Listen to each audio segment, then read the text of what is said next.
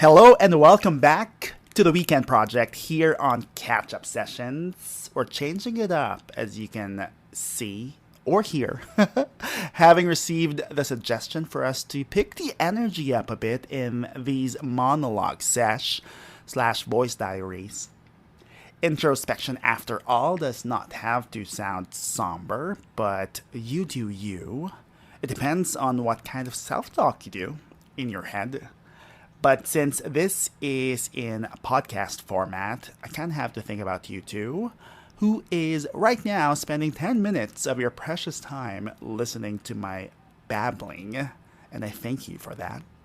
Shout out to Hill, who gave that suggestion the feedback in the classic sandwich method, which is to insert a negative or an opportunity for improvement, which, by the way, I asked for, in the middle of two good ones. However, there is another school of thought that says it's actually not as effective if you do that. Instead, just give the difficult feedback on its own, because what happens is people tend to latch on to what they want to hear. And of course, you want to hear and take with you the good. There's just so much negativity in the world. But if you want the feedback to make an impact, well, no sandwich for you. Just feed them a hot dog on the stick. All right, now on to the weekend wrap-up. Catch-up sessions. It was totally unplanned. I found myself with a bit of free time after the usual Saturday morning ride in Greenbelt 5. Brunch obviously did not happen. So I instead made my way to the Ayala Museum, literally right next door. This is one I've always wanted to check out, but it's one of those things you'd usually do when you get an invite from a friend who's actually into museum things, whatever that means. But I decided to just go at it solo. You know, there's also the advantage of doing things in your own time. So, let me walk you through the experience, and I'll be zooming in on a couple of exhibitions that made the biggest impact. But first, general impressions. As I mentioned, the fact that it's literally next door to a mall, which you pass by all the time, makes it super accessible. It's just that if you're like me, going into these museums or galleries tend to be intimidating. But you know what? I realize now, you just be you. If you don't know shit about art or history, then that's exactly why a museum might just be the perfect trip for you. And if you're already well versed, then that's good. It's more treat to your senses. In other words, just give it a go, no pretensions. Take with you the current lens that you have.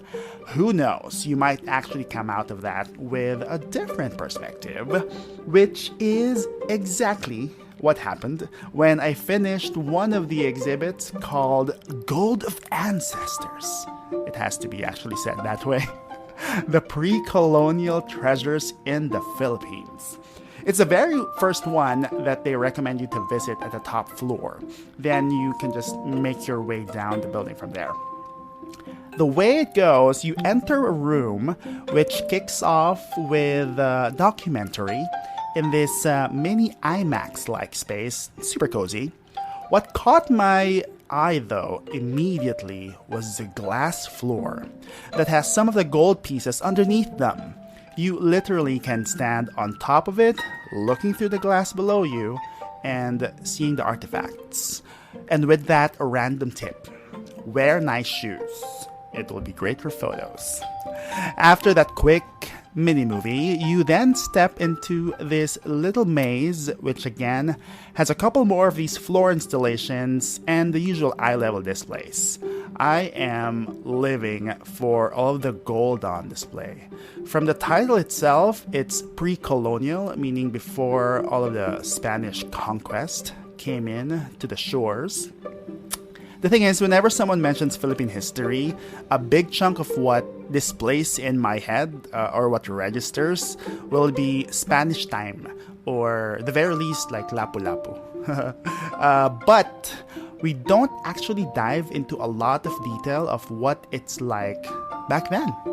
See, in the Spanish era, because you have your Noli Me Tangere place in high school, or you can still visit cobblestones in Vigan or Intramuros, it at least allows you to immerse in that time period a little bit.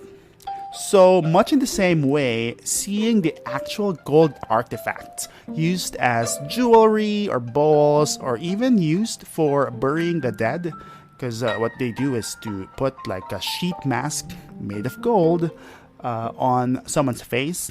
Imagine like the mummy in ancient Egypt, but in a smaller, humbler scale. It gives you a different appreciation of the kind of opulence and I guess literally rich heritage we had as a group of islands that is before it was later called Las Islas Filipinas. So with that, it just brings in that extra pride of your heritage. The other one that was well thought of and put together was the diorama section. Here, imagine your former high school projects where you needed to depict real life using miniatures, or in this case dolls, on illustration boards.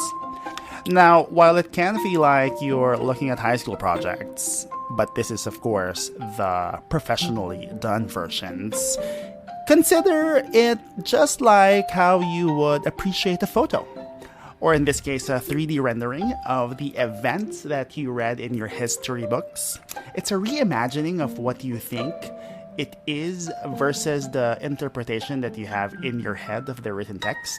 Like, I did not know we had train tracks that was run with horse-drawn carriages during the Spanish era, or how supposedly the Battle of Mactan, yes, that's Magellan and Lapu-Lapu for you, had people in knee-deep waters while they were going at it.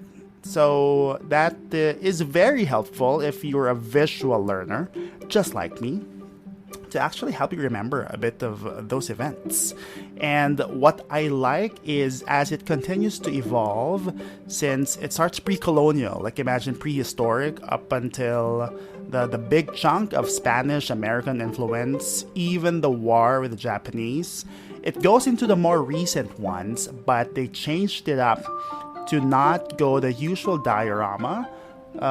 For the EDSA People Power Revolution period, what they have instead was an audio-visual room that you walk into to watch documentaries.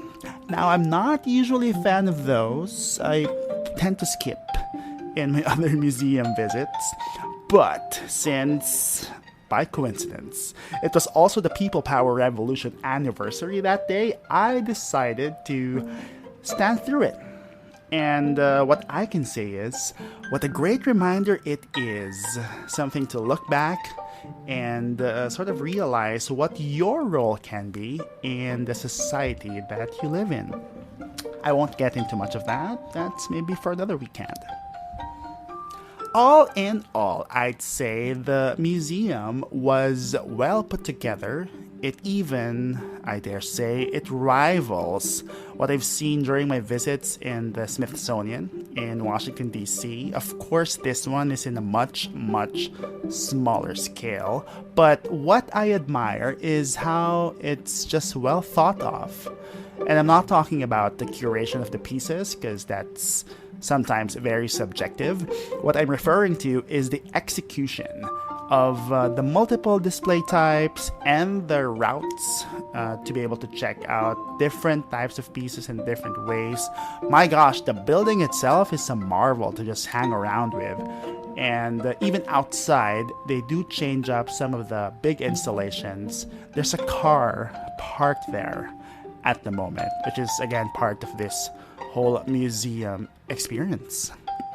Next time I get a visitor from another country, I'd probably just ask them to swing by here and then grab coffee in Greenbelt right after.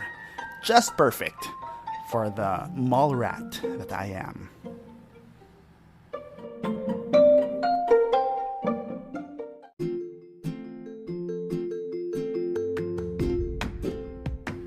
That will do it for this weekend's wrap-up, Ayala Museum experience. I'm off, literally my mom's calling, for another getaway with fam, and please do watch out for more travel weekends for the whole month of March. If you have any suggestion, feedback, or what have you, Instagram is active and alive at Catch Up Sessions. Hey, I'll catch you around. Bye!